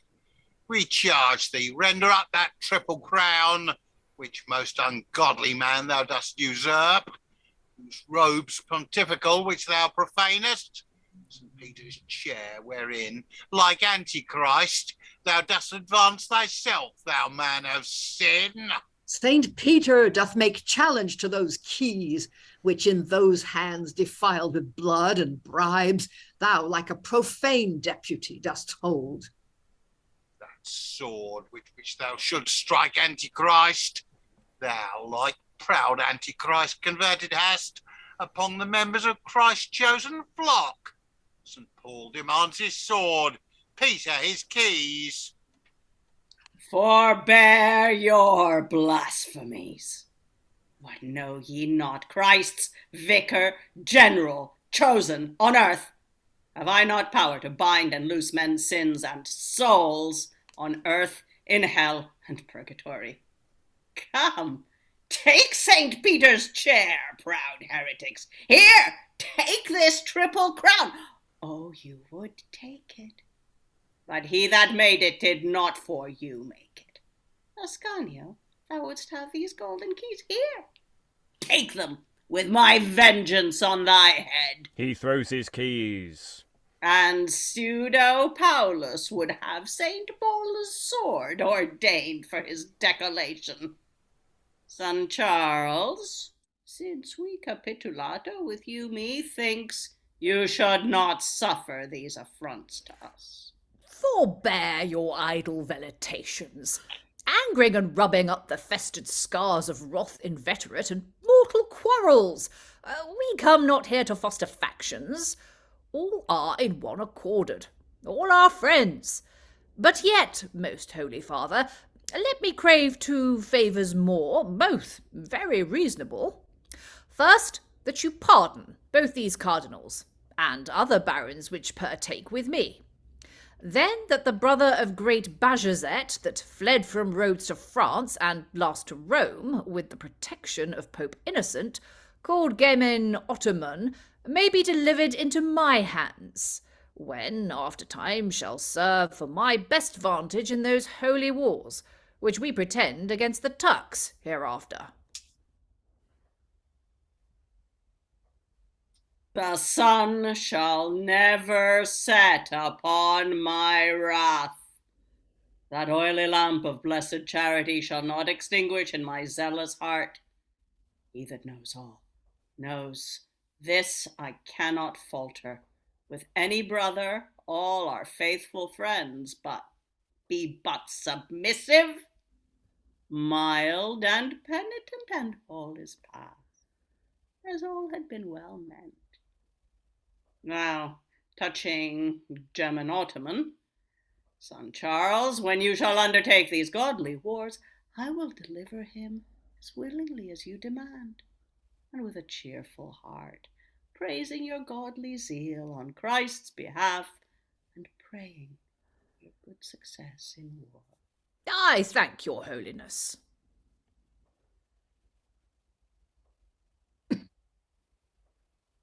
These quarrels are as happily determined as we would wish. Call for an actuary, and let a charter bipartite be drawn betwixt you, to confirm this amity. And now, most blessed Father, I beseech that I may show the duty which belongs unto this place, and see apostolic. We will re-greet your presence presently. Drums and trumpets. Charles and his company make a guard. Gasper de Foix, Piccolomini, Caesar, Caraffa, cardinals, a friar with a holy water pot casting water, the Duke of Kandy with the sword, Astor Manfredi supporting Alexander's train, all bow as the Pope marcheth solemnly through, who crosseth them with his fingers. Alexander being set in state, Caesar Borgia and Caraffa advance to fetch King Charles, who being presented unto the Pope, kisseth his foot, and then, advancing 2 degrees higher, kisseth his cheek. Then Charles bringeth St. Peter ad Vincula, and Ascanio, which all with all reverence kiss his feet, one of them humbly delivering up his cross keys, which he receiveth, blessing them and the rest of Charles his company. The drum and fife still sounding. Son Charles, your welcome is as acceptable as ever was king's presence into Rome. Tomorrow we will, with the power of heaven, together celebrate a solemn mass. After the senior bishop, cardinal, you must take place, and as our custom is, shall give us water when we celebrate. This done, we will bestow some time in pleasures. A guard for the cardinals, French king, friar, and pope, enter with a solemn flourish of trumpets, after whom the guard troopeth with drums and fife. Enter our historian Francis. Here leave we Charles with pompous ceremonies, feasting within the Vatican at Rome. From thence to Naples, where the people's hatred conceived against the former kings made way for him without resistance to the crown. This done, he marcheth back again for France, and Ferdinand doth repossess his state. Meanwhile, King Charles, sick of an apoplexy, dies at Amboise. The Duke of Orleans, Louis XII, conjointly knitting force, doth march in arms with Ferdinand of Spain. These regain Naples and divide that realm. But this breeds mortal war between them both. The wily Pope dissembles at all hands. The sequel only concerns him and Caesar. So, after all that palaver, all that back and forth, Charles is dead. Some other stuff, and actually, the rest of the play isn't really concerned with any of this because we're only going to look at the Pope and Caesar, and that. So it's like this whole scene. What was it for? I mean, this is also a bit of a problem with history. It's all just one damn thing after another. Is that if this is following in outline the sort of events as they occurred, which I'm assuming that broadly speaking they do, even if a lot of the motivations and the individual characters have probably got muddled along the way, then yeah, that's sort of your big problem. How do you condense material? And they've sort of decided we're not going to try. We're just going to just have an act of this, act 2 of this. Yeah. I mean, without the spectacle, it's quite hard to assess this act, isn't it? Because it is all skirmishes and backs and forths, and we haven't had a play like this for a while, have we? I mean, it's been a fair old lick since we had a sort of your pucker history play with pitched battles and things. I mean, there have been a few, but there haven't been that many. It's like old times. Alan. It's also noticed the callback there to the Turkish plays with Bajazet turning up again. I thought we'd seen the last of him. Oh, not yet. Yeah. There's still a few more to come. Lois. Yeah, so far this seems to me like a rather poor writer of history plays who doesn't know what to leave out, Oh yeah, that's in my source. I'll put that in. Oh, there was a Turkish guy. Was there? Okay, we'll mention him. And oh yeah, Ferdinand. I know he hasn't appeared. Nobody knows who he is, but let's mention him. Yeah. Yeah, because I sort of know what the way this scene has sort of played out, but in a sense I don't really know how this scene has played out. There's just been an awful lot of stuff happening. It's almost like it's been written by Chris Chibnall. I don't know. Anyway, very niche reference there. Okay, and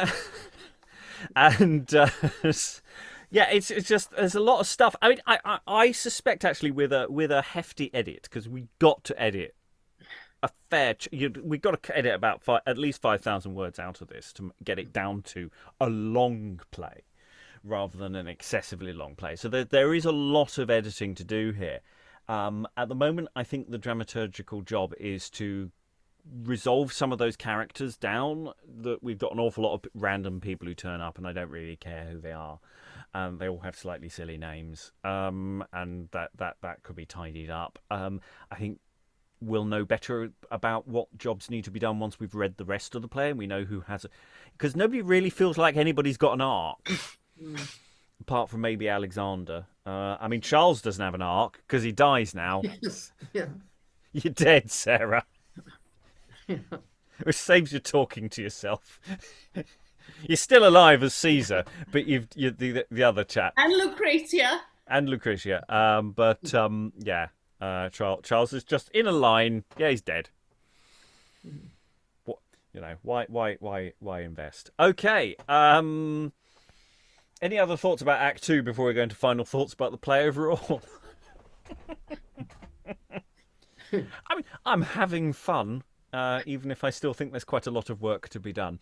I think there is a play here, but I'm not because we all know the Borgias are quite fun, even if the reality isn't always as exciting as the myth. There's still quite a lot of exciting reality to play with, and a lot of fun myth to play with. Okay, final thoughts from around the room. Alan, any final thoughts? I must admit, I still think a lot of this was an excuse for spectacle. It's how many extras can we get on stage? How many special effects can we play with? And there's a props budget I really, really want to spend on. I mean, does it speak of an expansion of spectacle for the king as a text, as well as another option of how does this text get displaced from being the performed text that the King's Men might be doing, at the Globe or on tour, as opposed to a thing that then appears before the King, and then also a thing that gets revised for printing. So there's all sorts of interesting layers about what is the play, I mean, we've had this problem with, and this question with Ben Jonson before, primarily, as to, what is our route through this text? There's a lot of material, and there's a better play probably in this once you've decided how you're going to cut it.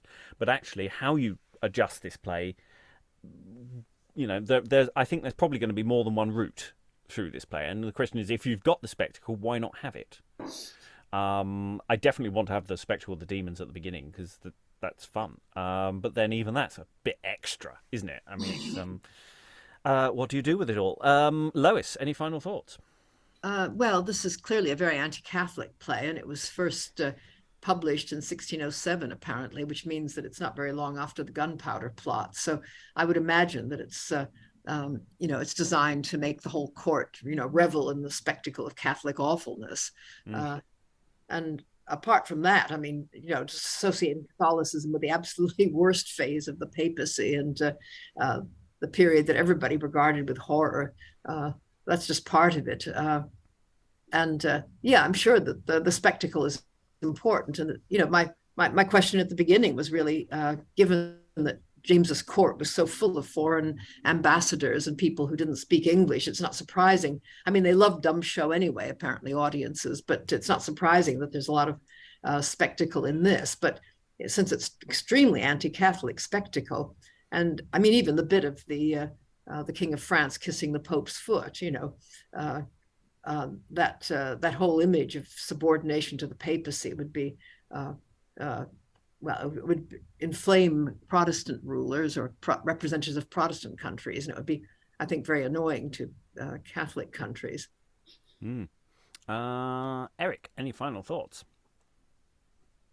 I'm intrigued by what you said about like picking your route through this play, because you could have it as a sort of I'm picturing this as a sort of maybe not Netflix series, but like that kind of element where you've got like episodes. So you have a through line of things, sort of, because each one is kind of how do you call it? Self-contained, isn't it? Aside from Alexander and his sons, who are like consistent throughout, and Lucretia as well, who will, I assume, reappears later on. She's only appeared in one scene and basically stolen the show, kind of. Yeah, I don't know what you would do with this play, but I mean, I'm not going to be here for the rest of it, unfortunately. Though I'm very curious to find out about the weird demons who turn up later, I assume. Yes, because it's an interesting question whether you need the demons. You could have people talking about them being demonic possessed, but if you actually, at the very beginning of the play, show there are demons, that changes the tone of where the play is going in interesting ways. Also, on the episodic nature of it all, if you actually move that scene with Charles from the very beginning of the play and just pull it at the beginning just before this act as a little mini prologue act, then maybe there's a way of rethinking this as an episodic drama that does work in that way, and that, if we're doing digital versions of things, that might be a route through, is that actually you move that Charles and Lodowik scene to as your sort of pre-credits title opening, cold open before you get to Act 2. And that the episode 1 starts with the two libelers just cut down, and that might be a way of doing it. Again, I don't know whether the rest of the play is suitably episodic. It does seem to be obeying an act structure, and I do wonder whether what venue is this specifically designed for being played at as well by 1607. You're almost at a point of having options. But anyway, that's a separate thought for later. Aliki, any final thoughts? It's too early for me to form thoughts about the play as a whole. I will say that at the very least we should pluck out that Lucretia murdering her husband and the aftermath scene, because it's just such a delight and so much fun for an actor.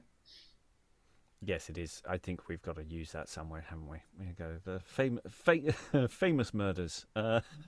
Yeah. This chair has seen many deaths, and Martin today Savage we will followed. murder chair. Yeah. Chairs don't kill people. People with chairs kill people. Anyway, Sarah. Yeah, I mean, it's like Aliki said, it's a bit early to tell yet. Sometimes by the end of a first session, I've got a good handle on a play, but I haven't really with this. I feel like there's a really good play in there trying to get out. And I feel that this guy maybe has a talent for writing fantastically sensationalist tragedy that he's not allowing himself to write.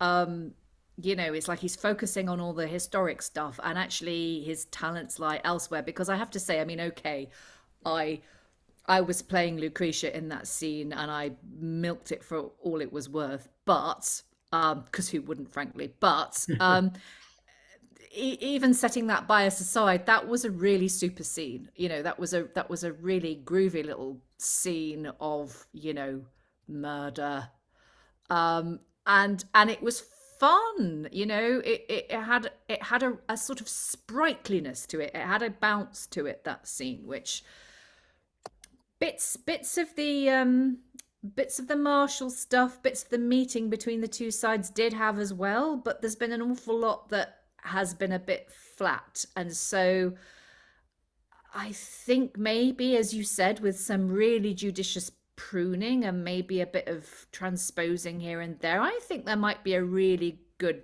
play to come out of this. But I don't really know till we get to the end. It's interesting though what you were saying about spectacle. I don't know if it's just because I've got like in my head the scenes of like inside the Vatican and inside the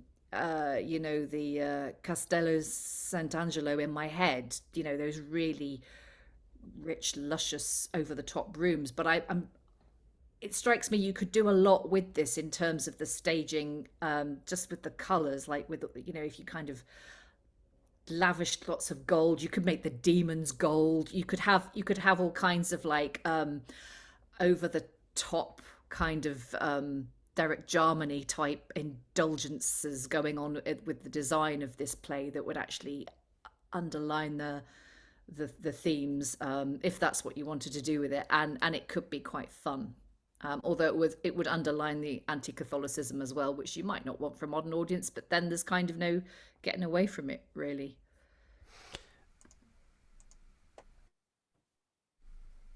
Yes. What was I going to say? I was going to say something, and then I couldn't. My button wouldn't unclick the mute. It was very annoying. I was clicking away, wouldn't do it. Yeah. I mean, I think you're right. There is a production here. It's that thing of how do you bring out the best in it. Yeah, we shall see. When we come to the next session and we find out more about the exciting adventures in the Borgia household. All that remains is thank all the wonderful readers for all their wonderful reading. Thank you very much, everyone, and goodbye. Pernicious lecture void of all performance.